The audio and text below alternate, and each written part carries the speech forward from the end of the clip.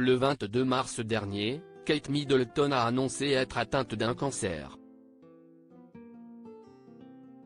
Depuis, la princesse de Galles est traitée par chimiothérapie dans la plus grande des discrétions. Une bonne nouvelle vient néanmoins d'illuminer cette sombre période de sa vie. L'information est tombée mais personne n'a voulu y croire. Dans une vidéo publiée sur les réseaux sociaux par la princesse de Galles le 22 mars dernier, Kate Middleton annonçait être atteinte d'un cancer. Une maladie détectée après une opération, à l'image de la maladie de son beau-père, Charles III.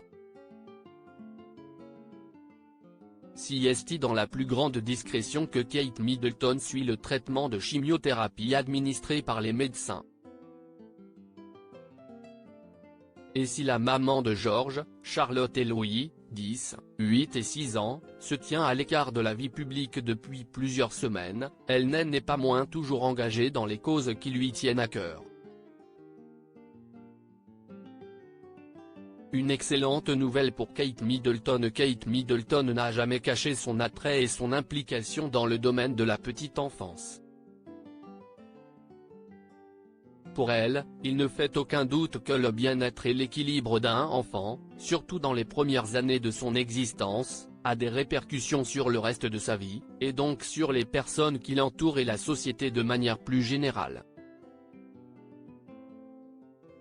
Avec la campagne Shaping Us lancée en début d'année dernière, la princesse de Galles a fait de ce sujet l'un de ses principaux combats.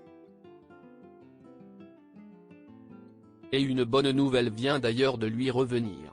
Un rapport de cette campagne lui a indiqué que plusieurs grosses entreprises du Royaume-Uni se sont sérieusement penchées sur le sujet et envisagent de participer à l'action. Parmi ces entreprises, on compte notamment Aviva, Deloitte, Ikea Royaume-Uni et Irlande et Unilever UK. De quoi faire la fierté et la joie de Kate Middleton étant donné l'impact que ces grands noms peuvent avoir.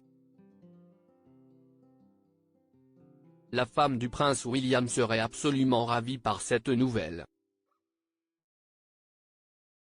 Si Shaping Us est une question de sensibilisation, l'action a évidemment bien plus d'importance.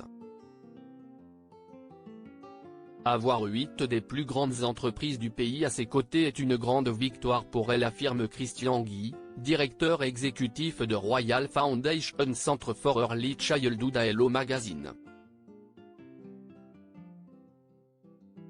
Par le biais des fonds et des actions que chacun peut récolter ou réaliser, Kate Middleton souhaite que la priorité soit donnée à la petite enfance.